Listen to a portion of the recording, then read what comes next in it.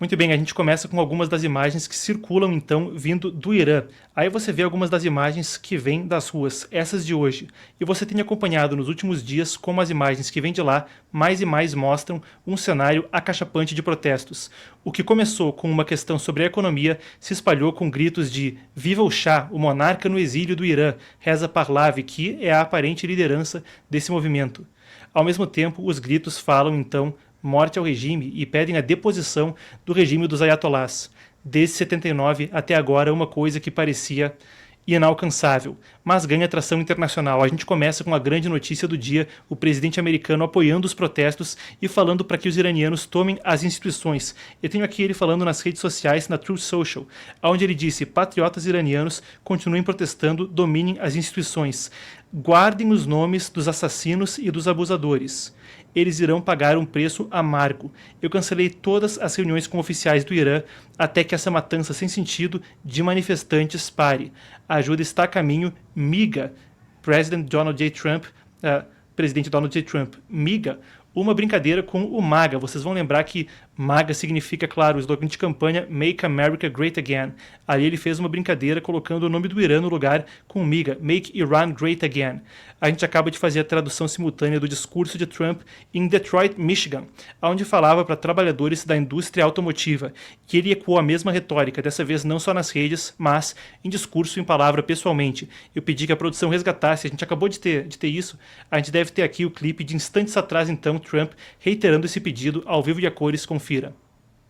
E por sinal, para todos os patriotas do Irã, continuem protestando, dominem as suas instituições se possível, e guardem o nome dos abusadores e dos assassinos.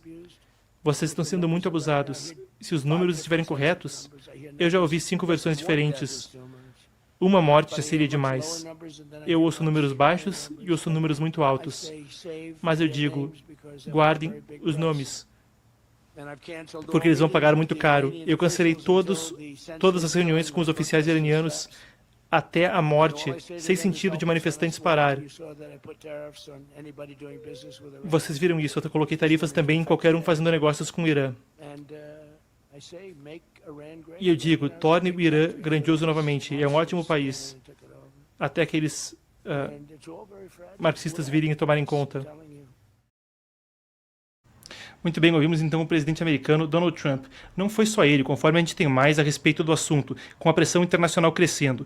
O que ajuda a fazer com que a pressão internacional cresça são precisamente os números que ora vêm do Irã. Se antes a gente falava dos números na casa de 500 ou 600 pessoas mortas, isso eram números da HRANA, Human Rights Activist News Agency, agência de notícias de ativistas de direitos humanos, um dos grupos que estava monitorando a situação. Agora, a Iran International estima até 12 mil mortos, o principal veículo da oposição iraniana no exílio. Outros veículos falam em 2 mil, 3 mil, mas o certo é que os números têm disparado. E isso acontece, claro, depois de um final de semana onde aparentemente houve muita repressão. Os números começam a vir hoje quando as telecomunicações foram desbloqueadas, porque em meio a esse final de semana, onde se alega a pior repressão contra os manifestantes, houve um blackout, um corte total de telecomunicações. Número aumentando e pressão que vem de vários lados. Antes da gente sair do governo americano, vamos ouvir também Marco Rubio. A gente tem aqui, então, o clipe do Marco Rubio, que também falou do assunto. Daniel, por favor.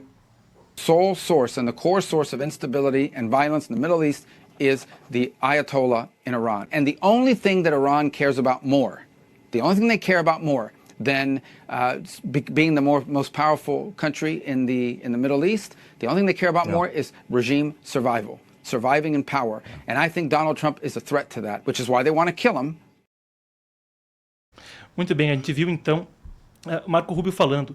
A pressão foi para a Europa, conforme a gente vê, de Itália à Alemanha, de Reino Unido, a própria União Europeia, na figura da Ursula von der Leyen, então, chefe da Comissão Europeia, fazendo pronunciamentos. A gente deve ter aqui o pronunciamento, então, de Ursula von der Leyen, que diz o seguinte: o número crescente de casualidades no Irã é horrendo. Eu condeno de forma inequívoca o uso excessivo da força e a contínua restrição à liberdade. A União Europeia já listou a Guarda Revolucionária do Irã inteiramente no seu regime de sanções de Direitos Humanos, em cooperação próxima com a Kaja Kallas, a comissária, então, de Direitos Humanos, a vice-comissária de Direitos Humanos, mais sanções nesses responsáveis pela repressão serão rapidamente propostas. Estamos com o povo do Irã. A coisa, então, escalou com o mesmo chanceler iraniano, melhor dizendo, o chanceler alemão Friedrich Merz, falando que o regime iraniano deve estar nos dias e semanas finais. A gente tem também aqui um breve clipe de Merz em coletiva, vamos conferir. Wenn sich ein Regime nur noch mit Gewalt an der Macht halten kann, dann ist es faktisch am Ende. Ich gehe davon aus, dass wir jetzt hier auch gerade die letzten Tage und Wochen dieses Regimes sehen. Es hat ohnehin keine Legitimation durch Wahlen in der Bevölkerung. Die Bevölkerung steht jetzt auf gegen dieses Regime. Ich hoffe, dass es eine Möglichkeit gibt, diesen Konflikt friedlich zu beenden. Das muss das Mullah-Regime jetzt auch einsehen. Und wir stehen in engem Austausch mit der amerikanischen. Aí está então a fala. Uma série de nações que se juntam aparentemente não só na retórica, mas há também estudo para que haja mais tarifas, mais sanções vindo da União Europeia em concerto com os Estados Unidos, depois que Trump não falou só sobre tomar as instituições ou só sobre ajuda estar a caminho, mas também impôs tarifas de 25% para qualquer negócio aí fazendo negócio com o Irã. A gente tem aí então a publicação dele ontem, vamos lá, quando ele disse que efetivamente, é feito agora, qualquer país fazendo negócio com a República Islâmica do Irã pagará uma tarifa de 25% em qualquer negócio feito com os Estados Unidos da América. Isso é final e conclusivo, obrigado pela atenção ao assunto. Atenção, escala. E do que se trata tudo isso, afinal de contas? Pode haver uma mudança de regime? Pode haver uma queda? Bem, parece que vocês gostaram da última vez que eu entrevistei alguém de fora a respeito do assunto. Afinal de contas, aquela transmissão ficou aí com umas 40 mil views, o corte nem se fala com umas 90. O que quer dizer que acho que a gente estava fazendo um bom trabalho de trazer algo diferente em termos de conteúdo para você. Agora eu me atualizei com Shahrazad Ghanei, ela que é a editora-chefe do Epoch Times em idioma persa, o Epoch Times que, claro, está presente em 23 outros idiomas, uma jornalista nascida no Irã, em contato com fontes no solo, ela que, novamente, então, editora-chefe para a edição em persa, idioma do Irã, do Epoch Times, em contato com fontes no solo. Eu conversei com ela novamente para a gente entender o que aconteceu em termos de repressão. É crível que haja mais de 12 mil pessoas mortas, como a Iran International estima. Mais ainda, estamos diante da queda do regime e do que se trata os contraprotestos aparentemente de propaganda promovidos por Teherã ontem. Eu conversei então com Shahrazad. Daniel, chama a vinheta da entrevista, a gente confere na sequência. A entrevista foi feita instantes atrás, eu fiz a entrevista, entrei na transmissão de agora há pouco, cobrindo o discurso de Trump, e agora estou aqui com vocês, então não há legendas, vai ser feito com tradução simultânea, mas também aborda, felizmente, coisa de última hora, incluindo protestos em Toronto. Chama a vinheta, Daniel, vamos lá então para a entrevista com Shahrazad Ghanei, jornalista iraniana e editora-chefe do Epoch Times em idioma persa.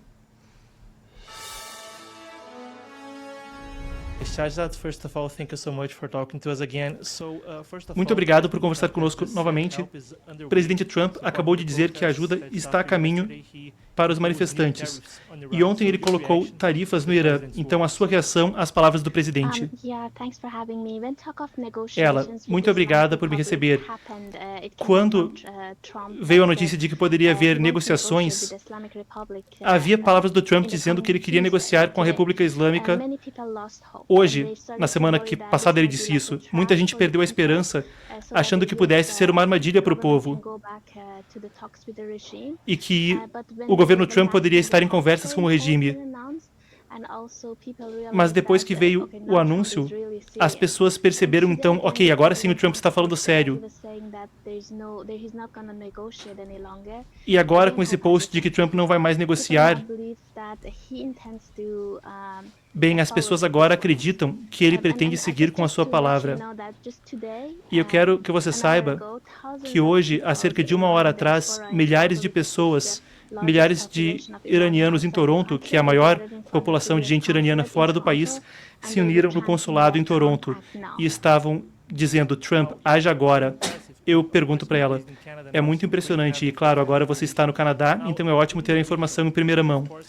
Durante o final de semana, claro, não havia telecomunicações e agora há reportagens falando que as casualidades, na verdade, foram muito maiores do que era pensado anteriormente. A Iran International estima 12 mil pessoas mortas, o maior número visto até agora, com outras fontes também falando que isso passa dos milhares. Então, a repressão é tão ruim agora. Você acredita que os números podem ser precisos quando falamos de milhares de pessoas sendo mortas pelo regime? Resposta, ela diz, parece que a repressão é muito mais severa do que qualquer um havia imaginado antes. Porque houve 6 anos de um completo blackout da internet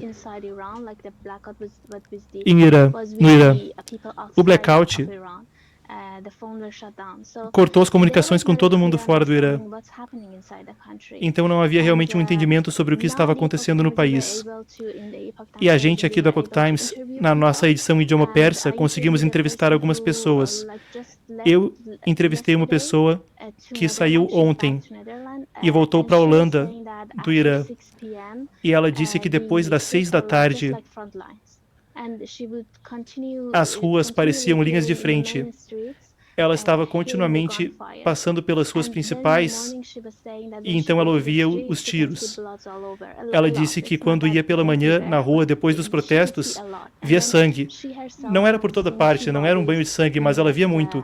E disse que viu 2 corpos largados numa praça. Também estivemos em contato com outra fonte em outra cidade e disse que pôde haver um telefonema e foram as mesmas palavras. Nunca haviam visto algo assim no passado. Então eu diria que sim. Parece que a informação da Iran International pode estar correta, considerando que os protestos estão por todo o país e são nacionais. E parece que não podemos mais chamar de protestos. É como se fosse uma revolução nacional. Eu pergunto, vimos, claro, telecomunicações sendo cortadas no final de semana. Você acha que foi precisamente porque haveria uma repressão? Foi para acobertar a repressão? E ela responde, com certeza, é assim que é. A República Islâmica sempre utilizou esse mesmo método. É simplesmente que dessa vez o governo americano e outros governos estão prestando atenção. O Irã, depois do 7 de outubro, se tornou mais frágil porque perderam os aliados do Oriente Médio, perderam os seus procuradores no Oriente Médio. Então agora há mais atenção. Mas isso tem acontecido ao longo dos anos. E eu pergunto então, estamos vendo a Alemanha, Reino Unido, nações europeias falando a respeito de tarifas e sanções junto aos Estados Unidos. Nesse momento, isso poderia tornar a situação ainda pior ou é só o valor simbólico disso? O quão grande seria com as nações europeias se elas impusessem sanções junto dos Estados Unidos? Shahzad responde, as sanções ainda importam, apesar de às vezes serem só simbólicas.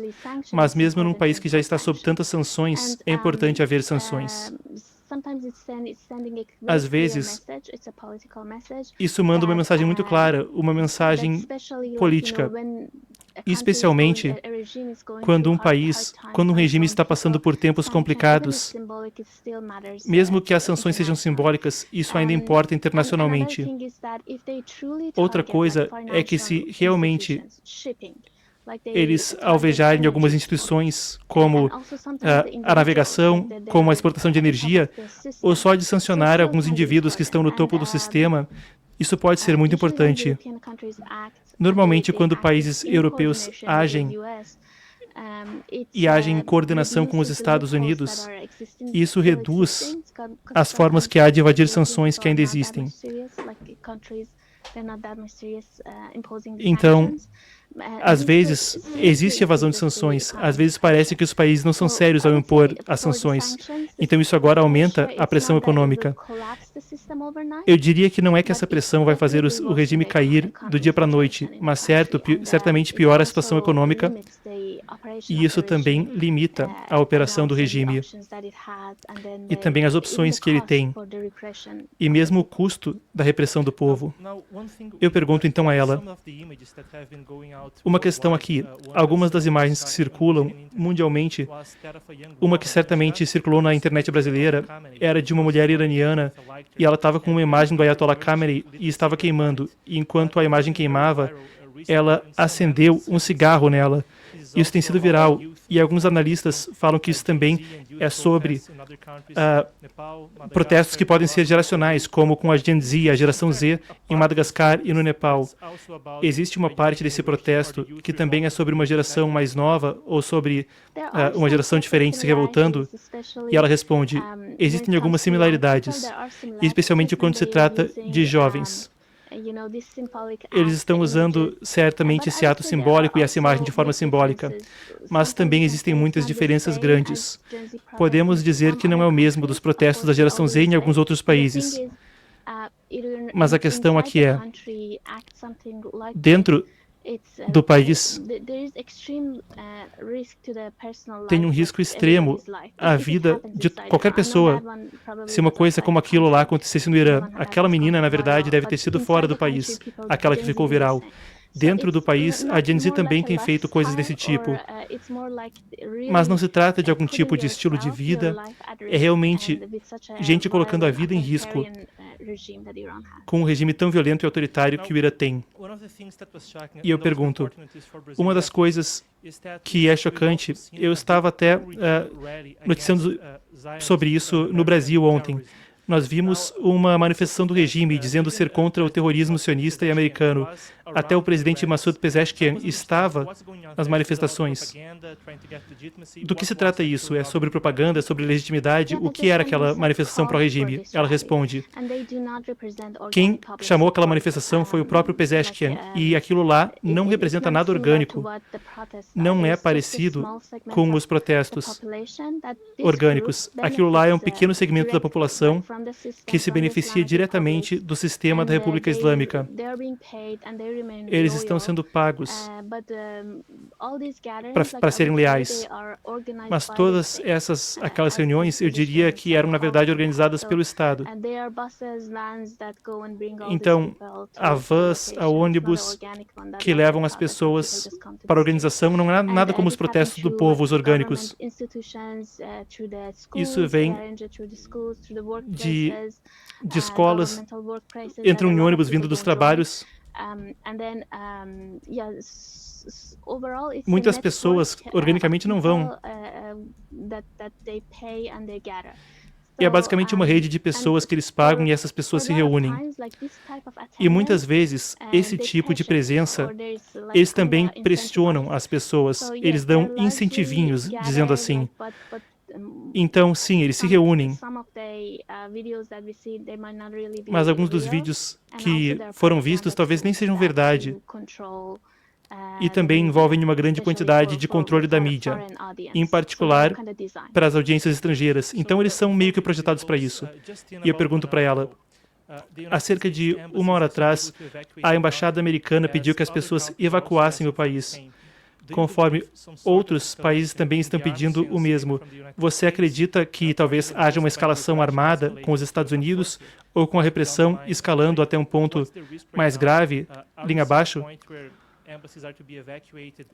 Veremos um ponto onde as embaixadas vão ser evacuadas ou algo maior vai acontecer em termos de violência? E ela responde, as pessoas estão esperando que o governo Trump haja agora. Então significa que pode ser que haja mísseis indo para alguns lugares, pode ser que os principais líderes, o lugar dos principais líderes, talvez sejam sensíveis. Há alguns centros de repressão que estão operando em particular para fazer a repressão aos manifestantes. Então, certamente, algo está acontecendo. Iranianos dentro do país pedem pelo apoio. E, além disso, tirando as embaixadas e quem trabalha nas embaixadas, quer dizer, o Irã nunca foi um lugar seguro para estrangeiros. Estou falando, exceto para trabalho, ou se você é parte de uma embaixada ou de alguma delegação diplomática. Porque eles também alvejam estrangeiros para serem alguma espécie de... podem ser presos, e aí podem ser utilizados por recompensa, por benefícios, como moeda de troca, eu quero dizer. Deixa eu colocar dessa forma. Estar na política externa e nas relações com os outros países, é possível usar como moeda de troca algumas pessoas que são presas. Então nunca foi seguro ir para lá. E agora é pior ainda. porque a qualquer instante existe a chance de um ataque no país agora por parte dos Estados Unidos ou até mesmo de Israel. Muito bem, a gente conferiu então a minha entrevista com Shahzad Ghanei. Eu vou abrir a câmera e vocês vão ver aí uma imagem que quem tem acompanhado aqui, quem tá aí comigo? Estou aqui com Bernardo Schottges, o sobrenome não é por acaso, ele é meu irmão, somos até, para quem consegue ver através aí da barba e do cabelo, gêmeos univitelinos, mas mais que isso, o Bernardo trabalha aqui comigo no Epoch Times, ele que faz a tradução técnica de questões de agenda woke, então, tem um mestrado em desenvolvimento em neuropedagogia e logo mais a gente vai estar desdobrando o assunto a respeito do julgamento que acontece quanto à questão de gênero nos Estados Unidos. Antes disso, pessoal, eu vou te pedir licença um instante para fazer um convite para o pessoal. E aí eu vou pedir que o Daniel coopere comigo para a gente compartilhar minha tela. Um instantinho eu vou compartilhar aqui e vocês já vão acompanhar comigo. Pessoal, para quem está curtindo a nossa cobertura de Oriente Médio, quero lembrar quem assina a Epoch TV que vocês terão acesso então aqui, vocês estão acompanhando comigo, essa é a plataforma de streaming do Epoch Times, para quem não conhece, vocês vão ter acesso comigo a uma série de conteúdos especiais sobre Oriente Médio, que inclusive o Bernardo, o pessoal do business, do marketing aqui conosco, organizou. Então aqui nessa sessão especial de Oriente Médio, tem o documentário A Origem do Terror, como a União Soviética criou um império de terror islâmico. Eu fui um dos roteiristas, imperdível, entrevista com Trevor Loudon, Dr. Ronald Reichlach e gente que, assim, coisa de fonte primária, tá, pessoal? Imperdível. Outras entrevistas sobre o Oriente Médio, quando a gente fala sobre financiamento do Irã a grupos terroristas no exterior, Hezbollah, Houthis, Hamas. Tem o e-book das relações Brasil-Irã do nosso editor Renato Pernambucano e o belíssimo gráfico aí, o infográfico da operação com os B2 Spirit. Lindo gráfico em cooperação com a matriz americana da Epoch Times, certo? Você que já é assinante, entra na plataforma, hoje de noite tem um prato cheio para você desdobrar a respeito de Oriente Médio. Você que ainda não é assinante, pessoal, tá fazendo o quê? O link está aqui embaixo na descrição do vídeo e também aqui no chat ao vivo. A seguir eu vou desdobrar com o Bernardo, então, o caso relativo a esportes, transgênero, agenda woke, que está rolando na Suprema Corte dos Estados Unidos, tá certo? Antes da gente prosseguir, então, vou te convidar a conhecer todo esse material. A produção vai rodar o clipe, o trailer desse documentário A Origem do Terror, só um das centenas de conteúdos que você encontra ali na plataforma. O link está aqui embaixo na descrição e no chat ao vivo para você que quer assinar, você que já assina hoje à noite, prato cheio para entender o Oriente Médio como poucos. Chama o trailer então, produção, eu já volto com o Bernardo e a gente vai desdobrar esse caso na Suprema Corte. Para quem quer ver de novo, só para deixar o gostinho, vamos lá então. Tá aí. Tá aí os gêmeos. Já volto contigo então, B. Desculpa a longa fala. A gente já volta para desdobrar o caso. Daniel, chama. Continuam as atrocidades do terrorismo islâmico, desde a recente invasão repleta de violência contra civis realizada pelo Hamas em Israel. Há décadas de atentados e milhares de mortos. Mas quando disparou no final da década de 1960, o terrorismo islâmico moderno não surgiu naturalmente. Foi um produto do movimento comunista internacional sob a liderança da KGB, o Serviço de Inteligência da União Soviética. Qual a fonte disso? Essa é a confissão do tenente-general Ion Mihai Pachepa, o desertor de mais alta patente a sair do bloco soviético. Ele era o líder do Serviço de Inteligência Estrangeira da Romênia comunista e comandava operações de desinformação. Mais tarde, ele desertou e fugiu para os Estados Unidos.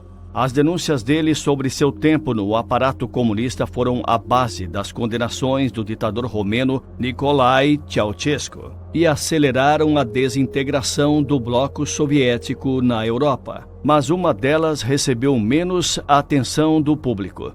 Ele disse que participou pessoalmente quando Moscou radicalizou, treinou e armou extremistas islâmicos, iniciando décadas de terrorismo pelo mundo contra os inimigos do Kremlin e contra civis inocentes.